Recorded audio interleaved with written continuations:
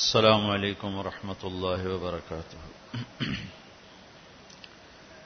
الحمد لله الذي بيده الملك وهو على كل شيء قدير، هو الأول والآخر والظاهر والباطن وهو بكل شيء عليم. وأشهد أن لا إله إلا الله وحده لا شريك له، وأشهد أن سيدنا ومولانا محمدا عبده ورسوله. أما بعد، فأعوذ بالله من الشيطان الرجيم. بسم الله الرحمن الرحيم. الحج أشهر معلومات، فمن فرض فيهن الحج فلا رفث ولا فسوق ولا جدال، وما تفعلوا من خير يعلمه الله، وتزودوا فإن خير زاد التقوى. وقال النبي صلى الله تعالى عليه وسلم: الحج المبرور ليس له الجزاء إلا الجنة. وقال النبي صلى الله عليه وسلم: من حج ولم يرفث ولم يفسق خرج من ذنوبه كيوم ولدته أمه، او كما قال صلی اللہ تعالی علیہ وسلم.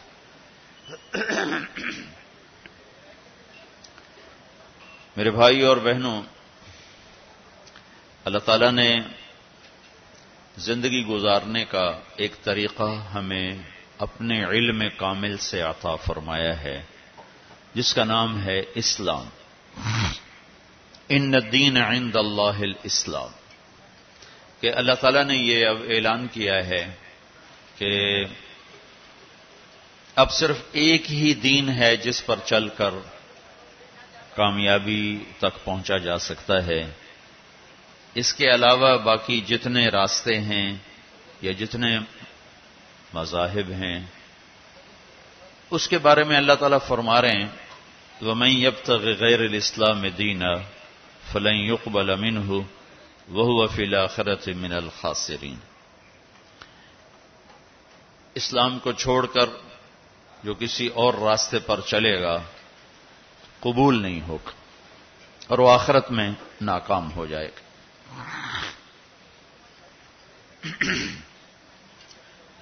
سارا اسلام دو چیزوں کا مجموعہ ہے: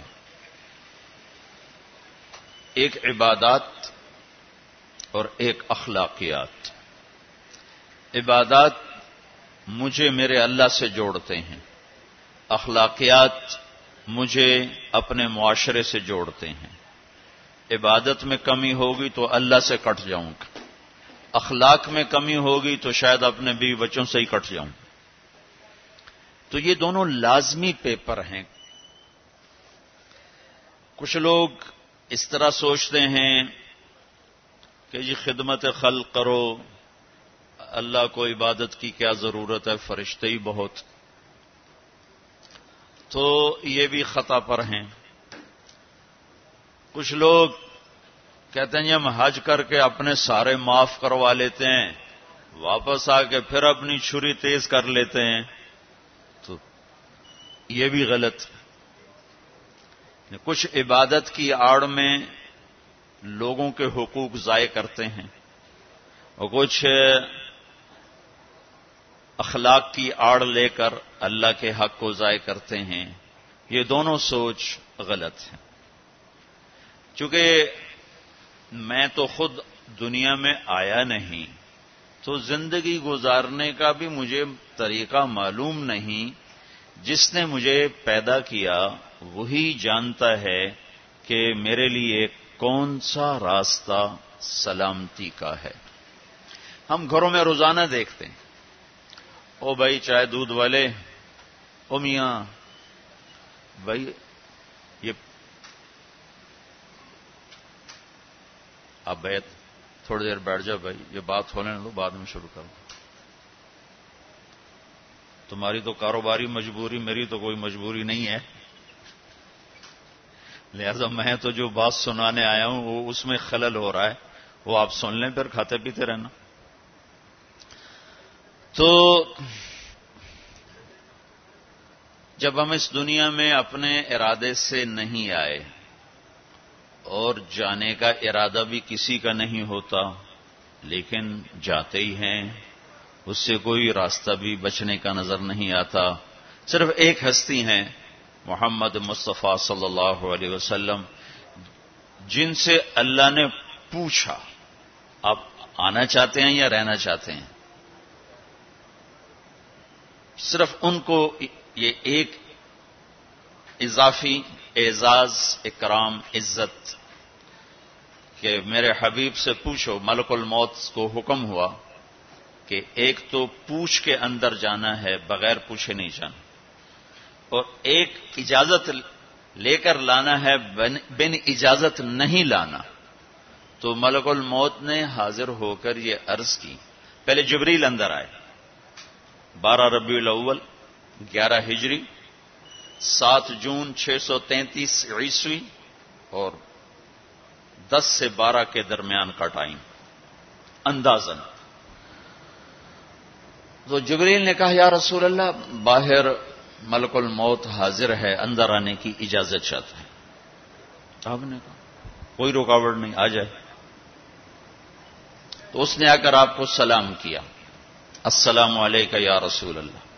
پھر کہنے لگا آپ پہلی ہستی ہیں جن کو سلام کر رہا ہوں، آج تک کسی کو سلام نہیں کیا۔ پھر اس نے کہا آپ پہلی ہستی ہیں، اللہ نے فرمایا پوچھ کے اندر جانا، بن پوچھے نہ جانا۔ آپ پہلی شخصیت ہیں، اللہ نے فرمایا آنا چاہیں تو لے آنا، رہنا چاہیں تو چھوڑ کے آ جانا۔ اس لیے اب جو آپ فیصلہ کریں گے میں اسے پورا کروں گا۔ تو آپ نے فرمایا اگر میں کہہ دوں تو میری جان بھی نکالو گے؟ کہاں جی، آپ کی بھی نکالوں۔ تو اس پر آپ نے جبریل کو دیکھا آنکھوں سے ایسے، کیا کروں، جاؤں کہ رہ جاؤں؟ تو اس پر جبریل نے عرض کی یا رسول اللہ، اللہ آپ کی ملاقات کے شوق میں ہے، آگے آپ کی مرضی ہے۔ تو اس پر آپ نے کہا کہ پہلے واپس جا کر اوپر جاؤ، اللہ سے پوچھ کے آؤ، میرے بعد میری امت کے ساتھ کیا کرے گا، میں پھر جواب دوں گا کہ میں جاؤں یا رہوں۔ یہ سوال اگر میرے نبی نہ اٹھاتے تو شاید آج ہم انسانی شکل میں موجود نہ ہوتے، کچھ ایسے ہی باندر بلے ہی پھر رہے ہوتے۔ جو کچھ اس امت نے کر دیا ہے پہلی امتوں سے بہت آگے کا کر دیا ہے، بیچ میں یہ رکاوٹ آ جاتی۔ تو اللہ تعالیٰ کی طرف سے پیغام آیا کہ ہم آپ کی امت کو آپ کے بعد تنہا نہیں چھوڑیں گے۔ جس پر آپ نے کہا الآن قرۃ عینی، اب میری آنکھیں ٹھنڈی ہیں، اللہم الرفیق الاعلی، اب مجھے اپنے پاس بلا لے۔ تو یہ تو صرف ایک ہستی تھی، چھوڑا ان کو بھی نہیں، چھوڑا نہیں، پوچھا آپ ٹھہرنا چاہتے ہیں جب تک چاہیں رہیں، لیکن یہ موت والی گلی سے گزرنا آپ کے لیے بھی طے ہے، اس سے صرف آپ کا رب پاک ہے اور کوئی نہیں۔ اب ہم جانا بھی نہیں چاہتے لیکن جا رہے ہیں، زندگی آہستہ آہستہ سرک رہی ہے اور قبر کی طرف ہر پل ہمیں دھکیل رہا ہے، دھکیل رہا ہے، دھکیل رہا ہے۔ تو ہم دو مجبوریوں میں ہیں، آنے کی بھی، جانے کی بھی۔ اس میں اللہ نے ہمیں تھوڑا سا اختیار دیا ہے، وَهَدَيْنَاهُ النَّجْدَيْنِ، دو راستے ہیں، ایک یہ ہے اما شاکرن، اللہ کی مان کے چل، دوسرا ہے اما کفورا، نافرمان بن کے چلے۔ فَمَنْ شَاءَ فَلْيُؤْمِنْ وَمَنْ شَاءَ فَلْيَكْفُرْ، جی چاہو تو اللہ کی مان لو، جی چاہو تو شیطان کی مان لو، یہاں کچھ نہیں کہے گا۔ یہ جزا سزا کی جگہ نہیں، یہ امتحان کی جگہ ہے۔ لہذا بازار میں جھوٹ بول کے بھی کمائی ہو رہی ہے، سچ بول کے بھی کمائی ہو رہی ہے، ڈاکہ ڈال کے بھی پیسہ بنا رہے ہیں، مزدوری کر کے بھی پیسہ بنا رہے ہیں، نمازیں چھوڑ کے بھی دن گزر رہا ہے، نمازیں پڑھ کے بھی دن گزر رہا ہے، سود کھا کے بھی دن گزر رہا ہے، اور چٹنی روٹی کھا کے بھی دن گزر رہا ہے۔ یہاں کچھ نہیں، یہ تو اللہ خالی دیکھ رہا ہے۔ پھر ایک دن آئے گا، وَلَا تَحْسَبَنَّ اللَّهَ غَافِلًا عَمَّا يَعْمَلُ الظَّالِمُونَ، میں غافل نہیں ظلم کرنے والوں سے. یہ نہیں کہ اللہ کو پتہ نہیں چلا اور حسین کا سر کٹ کے نیزے پہ چڑھ گیا، اللہ کو پتہ نہیں چلا، اور ابن زیاد کو فتح ہو گئی اور شمر کو فتح ہو گئی اور اہل بیت ذبح ہو گئے. اللہ تعالیٰ کسی اور کانفرنس میں مصروف تھے تو وہ پیچھے یہ قصہ ہو گیا. ایسا نہیں. وَلَا تَحْسَبَنَّ اللَّهَ غَافِلًا عَمَّا يَعْمَلُ الظَّالِمُونَ. اپنے رب کو غافل نہ سمجھو. انما یؤخرہم لیوم تشخص فیہ الابصار. جس دن آنکھیں پھٹ جائیں گی وہ دن تیرے رب نے فیصلے کا رکھا ہوا ہے اور اس نے آنا ہے، اسے کوئی روک نہیں سکتا. لا تأتیکم الا بغتہ. اچانک آئے گا اور ہم سب کھڑے ہوں گے. یوم نسیر الجبال. پہاڑ ہٹ جائیں گے. وتری الارض بارزہ. زمین چٹیل میدان ہوگی، کوئی اونچ نیچ نہیں ہوگی. لا تری فیہا عوجا ولا امتا. نہ کھڈا نہ پہاڑ، بالکل سیدھا سیدھا میدان. اور اللہ سب کو جمع کرے گا. وحشرناہم. کہ سب کو زندہ کروں گا. فلم نغادر منہم احدا. ایک کو بھی پیچھے نہیں چھوڑوں گا. کوئی بھاگ سکتا ہے نہیں. لقد احصاہم. تیرے رب کا گھیرا ہوگا. کوئی آگے پیچھے ہو کر گنتی غلط کر دے تو نہیں. وعدہم عدا. پورا کیلکولیٹ کیا ہوگا. وہ تو اس نے چیونٹیوں کو گن کے رکھا ہوا ہے، تمہاری کیا حیثیت. تو اب دو مجبوریوں میں اللہ تعالیٰ نے ہمیں اختیار دیا ہے، اچھائی اور برائی. دین پہ چلو چھوڑ دو. تو وہ دین جو میرے رب نے مجھے دیا ہے اس میں دو حصے ہیں، ایک عبادت اور ایک اخلاق. پھر عبادت کے نیچے بہت سی چیزیں ہیں اور اخلاق کے نیچے عبادت سے بھی بے شمار چیزیں ہیں.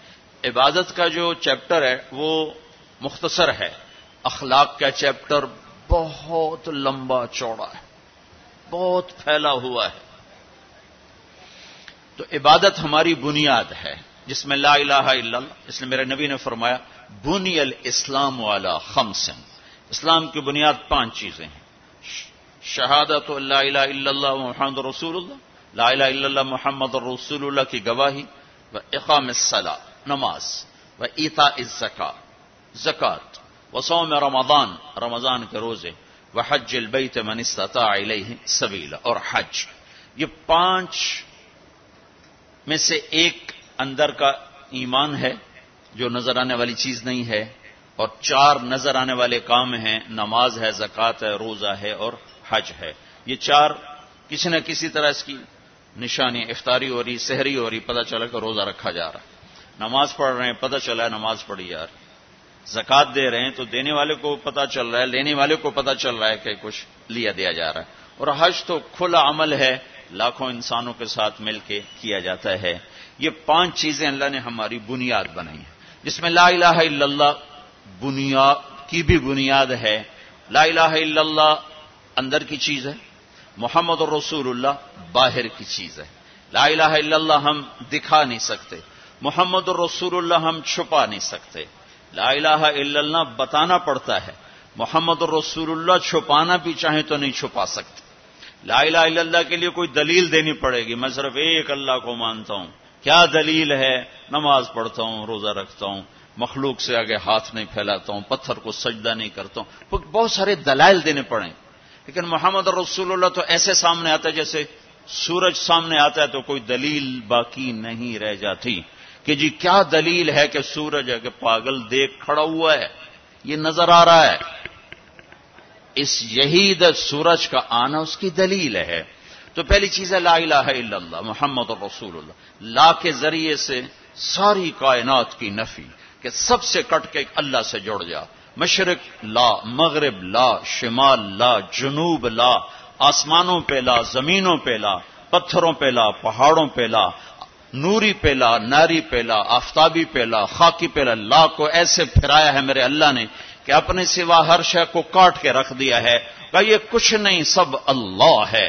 0 0 0 لکھتے جاؤ، ساری کاپی بھر دو تو آپ نے کچھ بھی نہیں لکھا.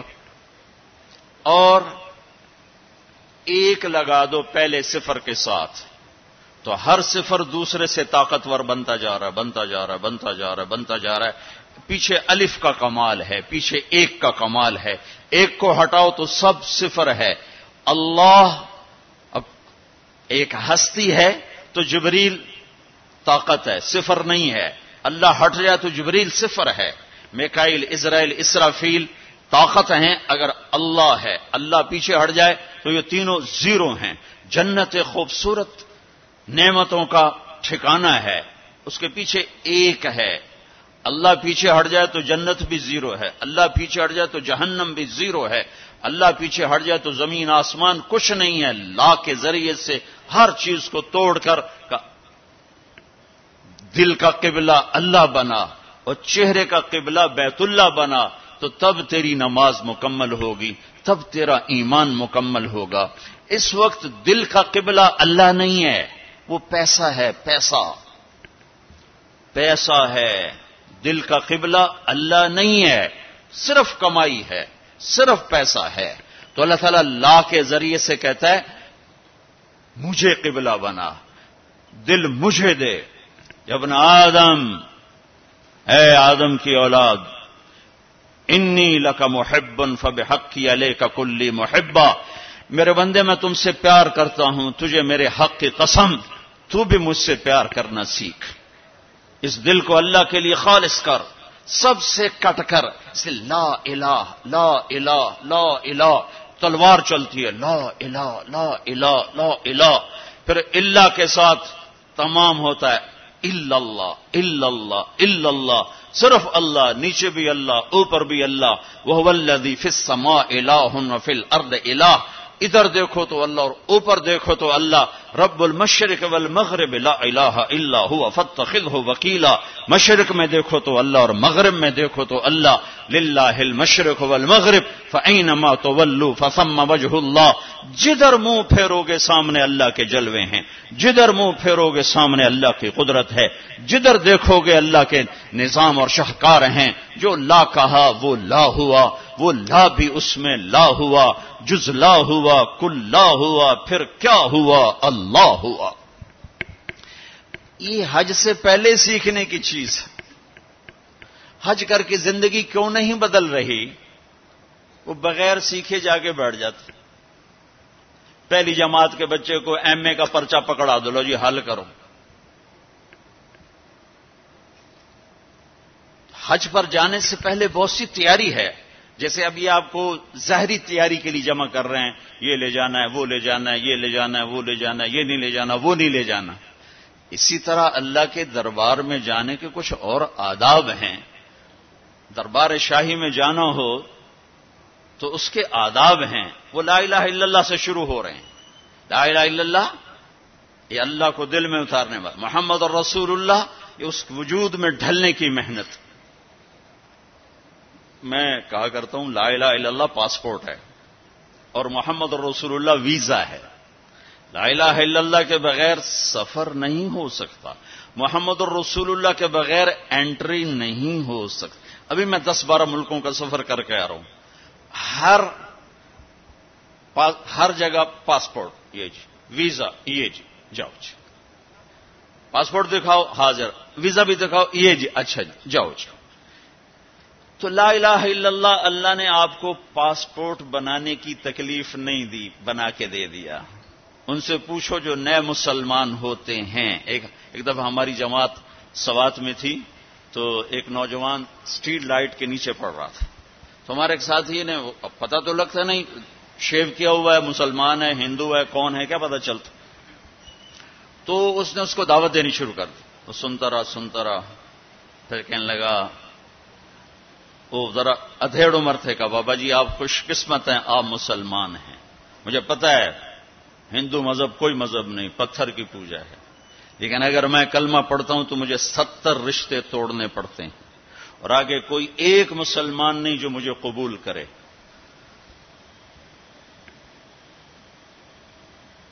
مجھے قبول کرنے والا کوئی نہیں، اور جن 70 رشتوں کو توڑوں گا اس کا آگے مسلمانوں کے پاس متبادل کوئی نہیں۔ مجھے پتہ ہے ہمارا کوئی مذہب نہیں ہے، لیکن میں بندھا ہوا ہوں۔ تو ہم اللہ کا شکر ادا کریں، پاسپورٹ اس نے بنا کے دے دیا. اب کہتا ویزا تو لگوا لو, یہ اتنا تو کرو کہ ویزا تو لگواؤ. کم از کم میرے نبی کے سانچے میں تو ڈھل کے آؤ.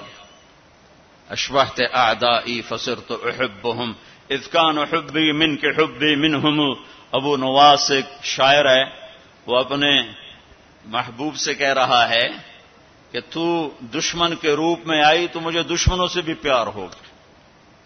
تو نے میرے دشمن کا روپ دھارا تو مجھے دشمنوں سے بھی عشق ہو گیا کہ تیری جھلک جہاں بھی ہوگی مجھے وہ پیاری لگے گی. تو یہ پہلا سبق ہے لا الہ الا اللہ محمد رسول اللہ.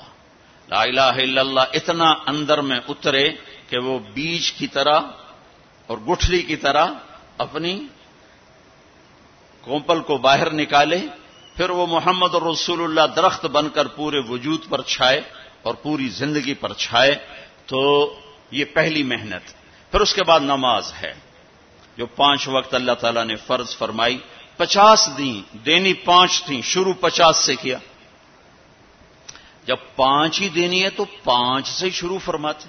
میرے حبیب 5 نمازیں 50 پتہ ہے نہ پڑھی جا سکتی ہیں نہ دینی ہیں, صرف اس کی عظمت اور اہمیت بٹھانے کے لیے کہ وما خلقت الجن والانس الا لیعبدون.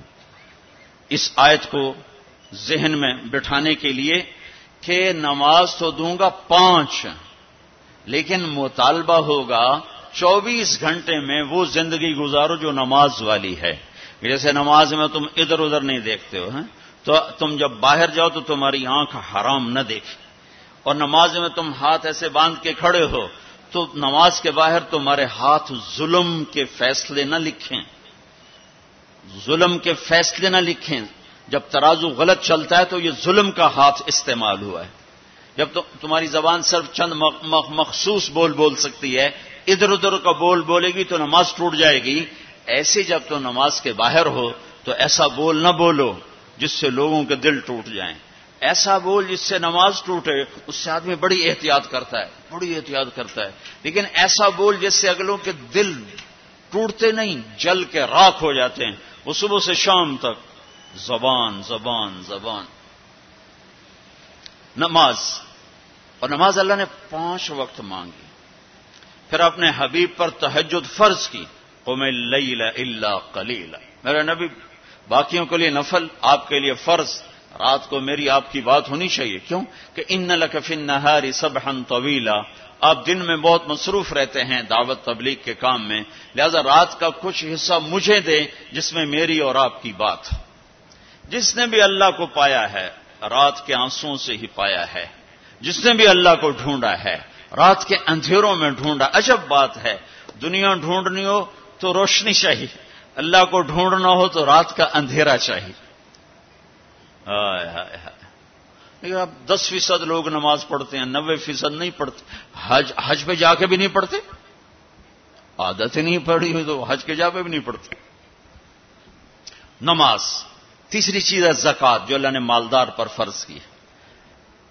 اچھا ایک بیچ میں جب ہمارے نبی 50 نمازیں لے کر واپس چل پڑے, کوئی بات ہی نہیں کی. اچھا یا اللہ ٹھیک, تو میں نے پڑھا تو کہیں نہیں, لیکن مجھے لگتا ہے کہ اللہ تعالیٰ نے موسیٰ علیہ السلام کو آگے کھڑا کیا ہوگا کہ میرا نبی تو 50 لے کے چل پڑا, اسے واپس بھیجو. اس کی امت نے تو 5 کو نہیں پڑھنی ہے, 50 کتوں پڑھن, اس کو میرے پاس واپس بھیجو. تو آگے موسیٰ علیہ السلام کھڑے ہوئے چھٹے آسمان پر, یا رسول اللہ سے ملاقات کیسی رہی؟ کہ بہت اچھی رہی. کیا ہوا؟ کہ 50 نمازیں ملی. کہ یا رسول اللہ میں آپ کی محنت کرتا ہوں, یہ کوئی نہیں پڑھیں گے, واپس جا کر تھوڑی کروائیں. پھر آپ واپس گئے سدرۃ المنتہا. تو اللہ نے کتنی کام کی؟ 5. چلو اللہ تعالیٰ 45 کٹھی اڑا دیتا. اچھا میرے حبیب 5. پھر واپس. پھر ہمارے نبی نے نہیں کہا یا اللہ بہت زیادہ ہیں. تسلیم و رضا, تسلیم و رضا. اللہم انی اسألک الرضا بعد القضاء. یہ دعا روز میرے نبی صبح و شام مانگتے تھے. اے اللہ مجھے اپنی تقدیر پہ راضی رہنے کی توفیق عطا فرما. پھر موسیٰ علیہ السلام کتنی؟ 45 واپس. پھر 5، پھر 5، پھر 5، اڑتی گئی، 5 رہ گئی. پھر آگے موسیٰ علیہ السلام کھڑے ہوئے، یا رسول اللہ کتنی؟ کہا 5. کہا نہیں واپس جائیں، کوئی نہیں پڑھیں گے. کہا نہیں اب مجھے شرم آتی ہے، 5 ختم ہو رہی ہیں. اب گیا تو یہ 5 بھی چلی گئیں تو میری امت تو ختم ہو گئی، میری امت تو محروم ہو گئی. اب میں نہیں جاتا. کہا ٹھیک ہے آپ کی مرضی، ویسے مجھے پتا ہے کہ یہ نہیں پڑھیں گے، چونکہ میری امت پہ 2 نمازیں فرض تھیں، انہوں نے وہ بھی نہ پڑھی، یہ کراچی والے 5 کہاں پڑھیں؟ موسیٰ علیہ السلام چونکہ تجربہ کر چکے تھے، لیکن ہمارے نبی نے فرمایا نہیں اب مجھے شرم آتی، اب میں نہیں واپس جاؤں. جس نے پڑھنا ہوگا پڑھے گا، نہیں پڑھنا ہوگا نہیں پڑھے. ہر کوئی اپنے اپنے کیے کا اجر اللہ سے لے لے. صرف عظمت اور اہمیت بٹھانے کے لیے جب آپ اس 5 پر موسیٰ علیہ السلام کو انکار کر کے چل پڑے تو پیچھے سے اللہ کی آواز آئی، میرے حبیب پڑھنے کو 5 لیکن میرا بول وہی، لکھوں گا 50. ہر نماز 10 لکھی جائے گی، ہر نماز 10 لکھی جائے گی. پھر اللہ نے زکوٰۃ کو فرض کیا، مالداروں پہ زکوٰۃ. خذ من اموالہم صدقۃ تطہرہم بہا وتزکیہم وصلی علیہم. زکوٰۃ اتنا بڑا عمل ہے کہ اللہ تعالی ہمیں کہتا ہے کہ میرے نبی پہ درود پڑھو، فرشتوں سے کہتا ہے میرے نبی پہ درود پڑھو، اور خود بھی کہتا ہے کہ میں اپنے نبی پر درود بھیجتا ہوں. اللہ کی طرف اب درود کی نسبت وہ رحمت ہے، اور فرشتوں کی طرف ہماری طرف درود کی نسبت دعا ہے جو ہم کرتے ہیں، صلی علی محمد وعلی آل محمد.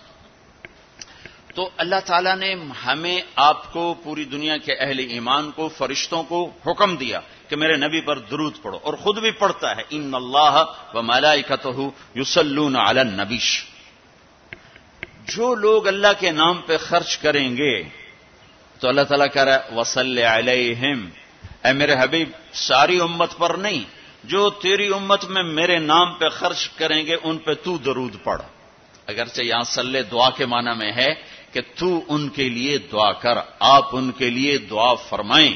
تو مال خرچ کرنے والوں کے لیے اللہ اپنے حبیب سے فرما رہے ہیں کہ ان کے لیے آپ دعا کریں. صلی علیہم ان صلاتک سکن لہم. آپ کی جو دعا ہوگی اور آپ کی جو صلات ہوگی، جو آپ کا درود ہوگا، دنیا اور آخرت کے سارے مسائل ان کے حل کر کے لے جائے گا. ان کی دنیا بھی سکھی کر دے گا، ان کی آخرت بھی سکھی کر دے گا. تو اللہ تعالیٰ نے زکوٰۃ فرض کی، اور بہت تھوڑی فرض کی. پہلی امتوں پر تھی 100 میں 10 روپے، اور ہماری ہے 100 پہ 2.5 روپے. اور اتنا فضل فرمایا کہ پورا سال پیسہ پڑا رہے، پھر کہا اس میں سے 2.5 روپے دے دو، 2,500 دے دو، اگر استعمال ہو جائے تو کوئی زکات. سال سے 1 دن پہلے اگر وہ مال خرچ ہو گیا ہے تو زکات ختم ہو گئی. اور 82 دفعہ قرآن میں مال خرچ کرنے کا حکم آیا، 82 دفعہ. اور اللہ تعالیٰ نے ترغیب دی ہے کہ مالدار فقیروں پہ خرچ کریں. پھر اللہ تعالیٰ نے فقیروں کو ترغیب دیا کہ تم بھی جتنی وسعت ہو خرچ کیا کرو. میرے نبی نے ترغیب دی، سبق درہم 100,000 درہم. 1 روپیہ اللہ کے نام پہ خرچ کرنا 1 لاکھ روپیہ خرچ کرنے سے بڑھ گیا. تو صحابہ نے عرض کی وہ کیسے بڑھ گیا؟ تو آپ نے کہا ایک آدمی کے پاس 2 روپے، ایک آدمی کے پاس کروڑوں روپے. جس کے پاس 2 روپے تھے اس نے 1 روپیہ اللہ کے نام پہ دے دیا، اور جس کے پاس کروڑوں تھے اس نے 1 لاکھ دیا. جس نے 2 میں سے 1 دیا اس نے اپنے مال کا آدھا حصہ دیا. جس نے 1 لاکھ دیا اس نے اپنے مال کا کوئی 1000واں حصہ دیا. جب تولا جائے گا تو 1 روپے کا وزن 1 لاکھ سے بڑھ جائے گا. اور اس کا ایک واقعہ بھی، حضرت عمر ہمیشہ حضرت ابو بکر سے نہ کوشش کرتے تھے آگے نکل جاؤں، آگے نکل جاؤں، آگے نکل جاؤں. ساری زندگی موقع نہ بن سکا. تبوک کا موقع آیا تو اللہ کے نبی نے کہا مال خرچ کرو. عثمان رضی اللہ تعالیٰ نے 10,000 لشکر کا سارا سامان تیار کیا. ان کی سواریاں، ان کا راشن کے لیے تھیلوں کو بند کرنے کے لیے دھاگے تک اپنے گھر سے دیے، اور 300 دینار اوپر دیے. تو اللہ کے نبی کی جھولی میں وہ 300 دینار پڑے تھے یوں، اور آپ ان دیناروں کو اٹھا اٹھا کے یوں فرما رہے تھے ما علی عثمان اللہ یعمل بعدا، عثمان آج کے بعد کچھ بھی نہ کرے تو جنت واجب ہوگی۔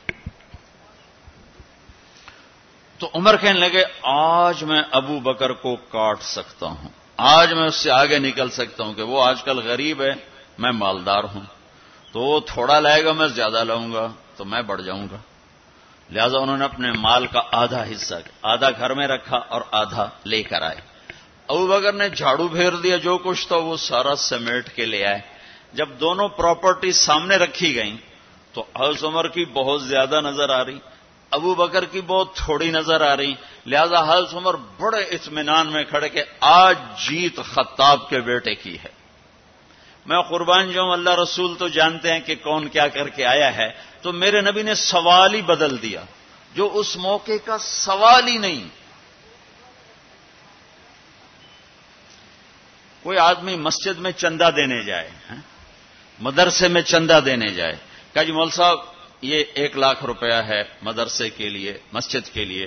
آگے مولوی صاحب کہیں پیچھے کتنے پڑے ہوئے ہیں، تو کہے گا اے بھی واپس کرو، میں تو تھوڑی نیت ہے جو کوئی چکر لگتا ہے کہ تسی ٹھیکیدار ہو، مگر علی شاید ابھی پیچھے کتنے پے۔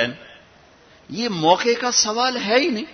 مولوی صاحب کو چاہیے جی جزاک اللہ، یہ لیجیے رسید، بسم اللہ، پھر بھی موقع آئے تو دیتے رہیں۔ تو میرے نبی نے پوچھنا یہ تھا ابو بکر کتنا لائے ہو، عمر کتنا لائے ہو، اور یہی اس موقع کا سوال ہے۔ لیکن اللہ رسول جانتے ہیں کہ کس کے مال میں وزن زیادہ ہے، تو میرے نبی نے سوال بدل دیا، فرمایا عمر ما خلفت، واہ واہ عمر پیچھے کیا چھوڑ کے آئے ہو؟ تو حضرت عمر تو وہیں دھڑم ہو گیا گا، با میں گیا، سوال سے ہی وہ پتہ چلے گا، با میری کلی اڑ گئی وکٹ۔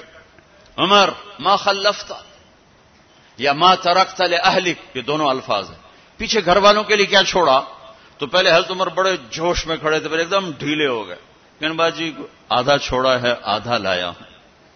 پھر آپ نے کہا ابا بکر ما خلفت یا ما ترکت لأہلک، ابو بکر تو پیچھے چھوڑ کے کیا آیا، بچوں کے لیے کیا چھوڑ کے آیا؟ تو انہوں نے کہا ترکت اللہ ورسول، میں تو اللہ اس کے رسول کو چھوڑ کے آیا ہوں، باقی سب کچھ لے آیا۔ تو اس پر عمر کہنے لگے ابو بکر میں نہیں تجھ سے آگے بڑھ سکتا، کوئی بھی تجھ سے آگے نہیں بڑھ سکتا۔ اور اگلی سنو،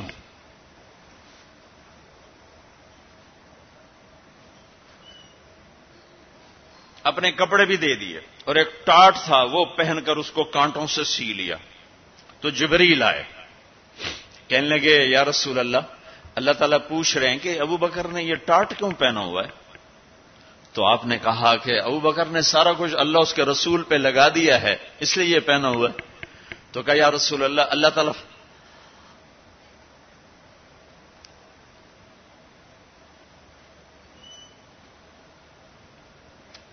تعالیٰ فرما رہے ہیں ابو بکر سے پوچھو مجھ سے راضی تو ہے،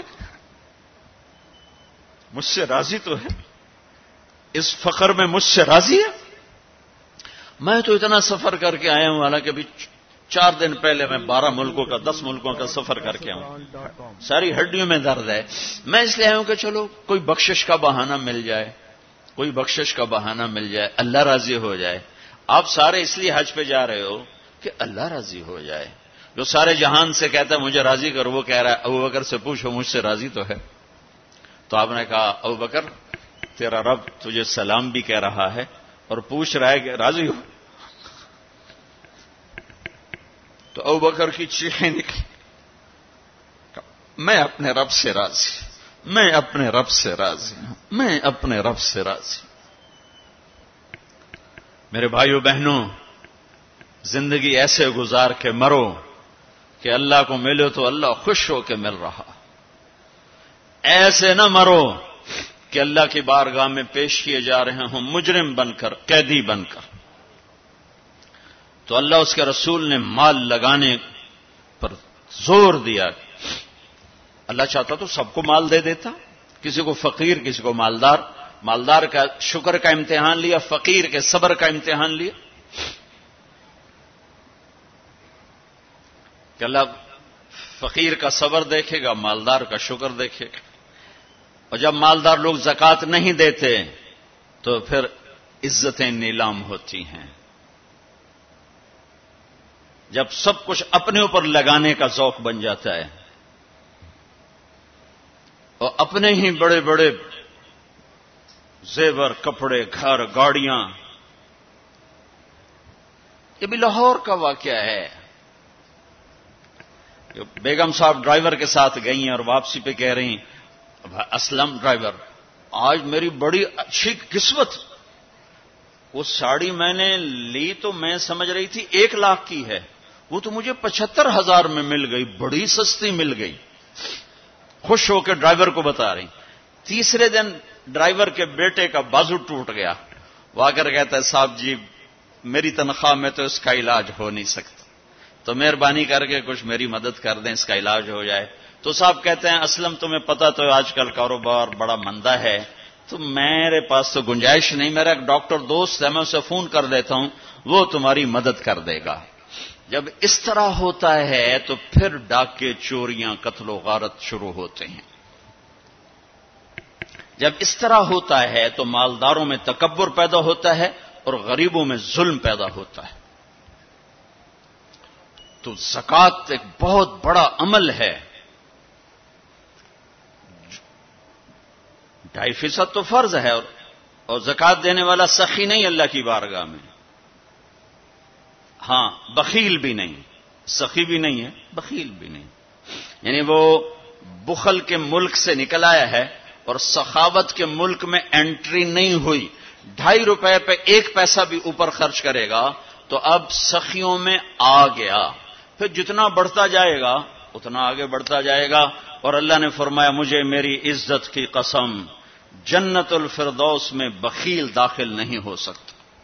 اور اللہ شیطان کہتا ہے کہ مجھے عبادت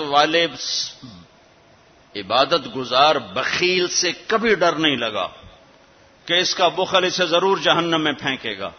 نافرمان سخی سے ہر وقت ڈرتا رہتا ہوں کہ اس کی سخاوت کب اسے جنت میں پہنچاتی. اپنے سامری کا نام تو سنا ہوا ہے، قرآن میں بھی ہے، جس نے موسیٰ علیہ السلام کی قوم کو گائے کے بچے کی پوجا پہ لگا دیا، بچڑے کی. اللہ نے کہا سب کو قتل کرو، سارے پکڑے گئے، قتل کیے گئے. سامری بھی آ گیا. موسیٰ علیہ السلام نے کہا قتل کرو، جبریل آ گیا. موسیٰ، اللہ تعالیٰ کہہ رہے ہیں اسے قتل نہ کرو، یہ اپنی موت آپ مرے گا. تو موسیٰ علیہ السلام کہنے لگے، جو سارے کفر کا سبب بنا اسے کیوں چھوڑ رہے ہیں؟ تو اللہ تعالیٰ نے کہا سخی ہے، سخی کو قتل کرنا مجھے اچھا نہیں لگتا، چھوڑ دو، اپنی موت آپ مر جائے گا. کافر کو سخاوت قتل سے بچا گئی. جب ایمان والا کوئی مرد عورت سخی ہوگا تو اللہ کی بارگاہ میں کیسے اونچے مرتبے لے کر جائے.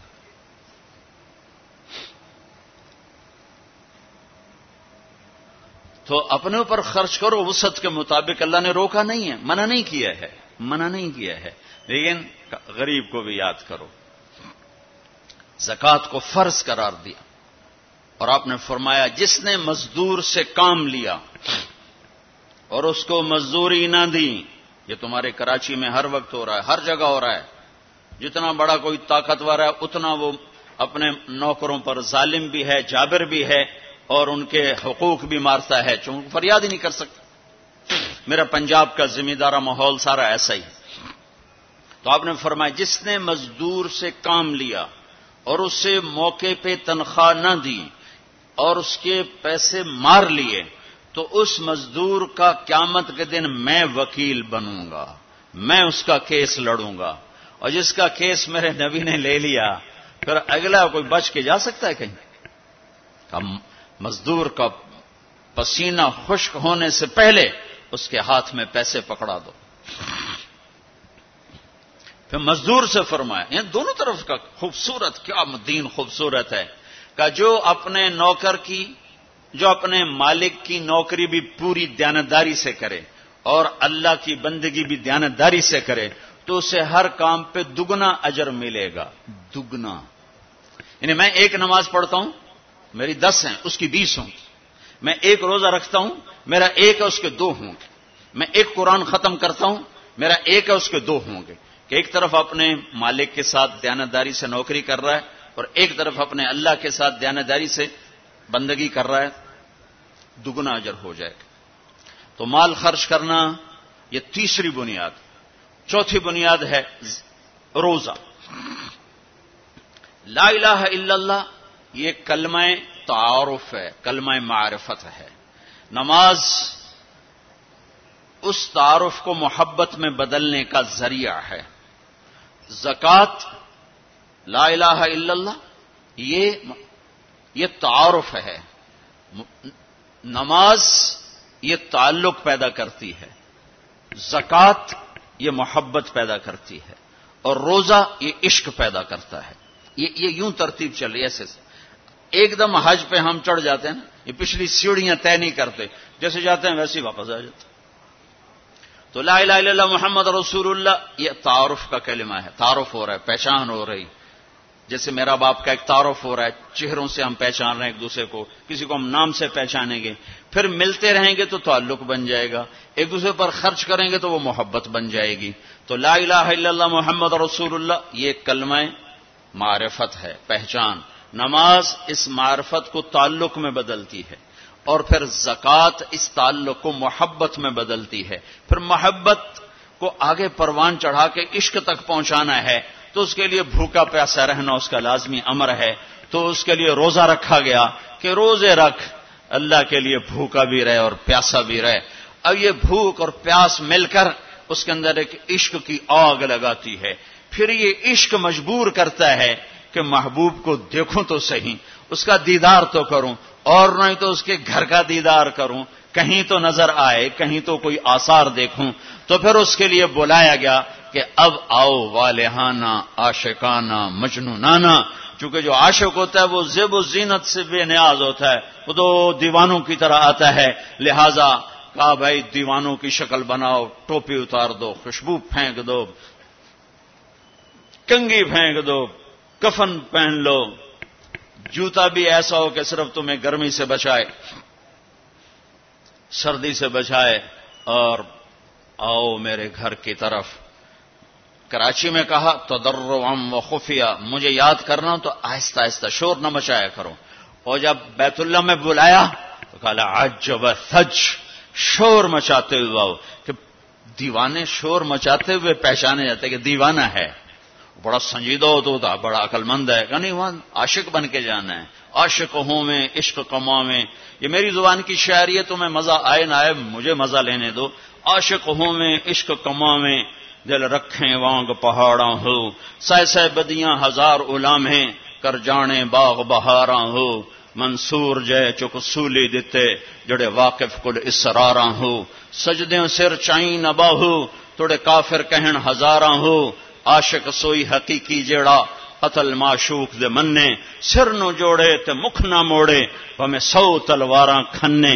سچا عشق حسین علی دباہو، سر دتے تے روز نہ بھنے۔ یہ حج ہے، یہ حج ہے۔ اب الحب ان یخفا وقد کم کتمتہ فاصبح عندی قد اناخ وطنبا۔ یہ ایک لڑکی بیت اللہ کا طواف کر رہی تھی اور یہ شعر پڑھ رہی تھی، اذا شد شوقی ہام قلبی بذکرہ ان رمت قربا من حبیبی تقربا۔ اور جنید بغدادی طواف کر رہے اور ان کے کانوں میں شعر پڑے، اور شعروں کا ظاہر بڑا جب ہے کہ میں نے تو محبت کو بہت جھٹکے دیے، بہت اپنے آپ کو بچایا، پر عشق نے میرے دل میں ڈیرے ڈال دیے اور خیمے گاڑ دیے، تنابیں کس دیں، مجھے کہیں کا نہ چھوڑا، مجھے کسی کا نہ چھوڑا، میں ایک ہی کی ہو کے رہ گئی۔ جب اس کا خیال آتا ہے تو میں پاگل ہو جاتی ہوں، جب وہ نظر آتا ہے تو میں ہوش میں آتی ہوں۔ تو وہ جنید بغدادی کہنے لگے، وہ لڑکی بیت اللہ میں کیا کہہ رہی؟ تو اس نے دیکھا اور ہنس پڑی، لولا التقى لم احجر عن طيب الوطن۔ کیا سمجھے ہو؟ میری بات کو غلط سمجھے ہو، مجھے میرے رب کا عشق رات کے اندھیرے میں یہاں لایا، میں کسی اور کی بات نہیں کر رہی۔ پھر کہنے لگی تم کس کا طواف کر رہے ہو؟ تو جنید کہنے لگے بیت اللہ کا۔ تو وہ زور سے ہنس پڑی، اور یوں آسمان کو دیکھا، کہنے لگی واہ میرے رب، تیرے بھی کیسے دیوانے بندے ہیں جو تجھے چھوڑ کے پتھروں کا طواف کرتے ہیں، جو تجھے چھوڑ کے پتھروں کا طواف کرتے ہیں۔ جنید فرماتے میں تو بے ہوش ہو کے گر گیا، جب ہوش آیا تو وہ بچی جا چکی تھی۔ تو لا الہ الا اللہ محمد رسول اللہ پہ محنت تعارف، نماز پہ محنت تعلق، مال کا خرچ کرنا محبت، روزے رکھنا عشق، اور حج پھر وصال ہے، ملاپ ہے، ملاقات ہے۔ دیکھو نا، کوئی عبادت کی شکل ہی نہیں ہے کہ ایک آدمی ننگے سر ہے، 2 چادریں پہنی ہوئی ہیں اور بیت اللہ میں چکر لگا رہا ہے، چکر لگا رہا ہے، چکر لگا رہا ہے۔ بھائی کیا کر رہے ہو، کیا کر رہے ہو؟ کہ اونچے کوٹھے تے چڑھ دیکھا، ابھا دیکھا لمحہ دیکھا، ڈٹھی دل کو دیواں ٹیکاں، سجن مل سم کے مر پوساں۔ یہ طواف ہے کہ میں تو کبھی دائیں دیکھتی ہوں، کبھی بائیں دیکھتی ہوں، کبھی آگے کبھی پیچھے، کہیں میرا محبوب نظر آئے، نہ نظر آئے تو میں مر جاؤں گی، جان کی بازی ہار بیٹھوں گی۔ میں محبوب کی تلاش تیرے کوچے اس بہانے، مجھے دن سے رات کرنا، کبھی اس سے بات کرنا، کبھی اس سے بات کرنا۔ حج عشق ہے، وہ ہمیں حاصل نہیں ہوتا ہے، لہذا تھوڑی سی تکلیف آتی۔ عثمان جی پیسے اتنے لائے نہیں تحقیق کیتا جے ساڑھے نہ، کیونکہ وہ تو کھانے پینے کا پروگرام ہے، کھابا پروگرام ہے، کیا بوفے مجھے یاد نہیں آ رہا تھا، بوفے ٹھنڈا ملا ہے، اس کے تو تصور میں ہی نہیں ہے کہ میں کسے ڈھونڈنے آیا ہوں۔ ایسے تو نہیں حسین بچوں سمیت نیزوں پہ چڑھ گئے تھے، ایک بول بول کے ساری نسل بچا سکتے۔ کون سی نسل؟ اہل البیت۔ کون سی نسل؟ آل الرسول۔ کون سی نسل؟ کائنات کی پاکیزہ ترین نسل۔ ایک بول پہ وہ اپنی بچا سکتے، اور جنت کا بھی کوئی نقصان نہ تھا۔ نہیں نہیں نہیں نہیں، اللہ پہ سودا نہیں ہو سکتا، کاٹ دو۔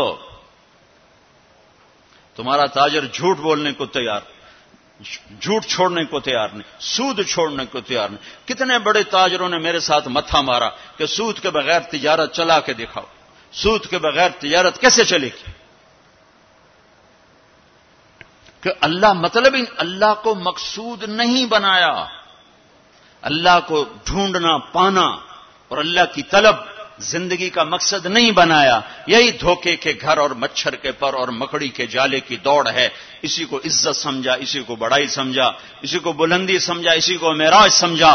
آج آنکھ بند ہوگی تو پتہ چلے گا کہ میں تو کسی بہت بڑے دھوکے کا شکار ہو کے آیا ہوں۔ اس لیے قیامت کا دن کو یوم التغابن بھی کہتے ہیں، تغابن کے نام پر سورت اتری ہے کہ اس دن لوگوں کو پتہ چلے گا ہائے ہائے دھوکے میں رہ گئے، ذالک یوم التغابن۔ یہ ہے جس دن دھوکہ کھلے گا کہ ہم تو دھوکے میں رہ گئے۔ تو بھائیو بہنوں، حج کا اصل موضوع سمجھو، اللہ کو پانا اور اللہ کے لیے جینا اور اللہ کے لیے مرنا اور اللہ پہ مٹ جانا، یہ حج کا مغز ہے، یہ حج کی روح ہے۔ باقی اس کے اعمال ہیں، کچھ سفر کی ضرورتیں ہیں، کچھ وہاں رہنے کی ضرورتیں ہیں، کچھ حج کے جو شرعی اعمال ہیں کچھ ان کی ضرورتیں ہیں، لیکن جو حج کی روح ہے وہ ہے اللہ کو ڈھونڈنا، قبلہ بدلنا، قبلہ یہ دل اللہ کو دینا۔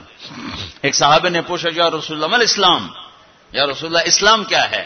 آپ نے کہا ان تسلم قلبک للہ، دل اللہ کو دے دے، یہ اسلام ہے، دل اللہ کو دے دے، یہ اسلام ہے۔ تو بھائیو بہنوں طے کر کے جاؤ کہ زندگی کو بدل کے واپس آنا۔ اتنے سال اپنی مرضی کے گزار لیے، تو اب اللہ سے مل کے آ رہے ہیں، تو اب باقی زندگی اس کی مرضی پہ گزار دیں۔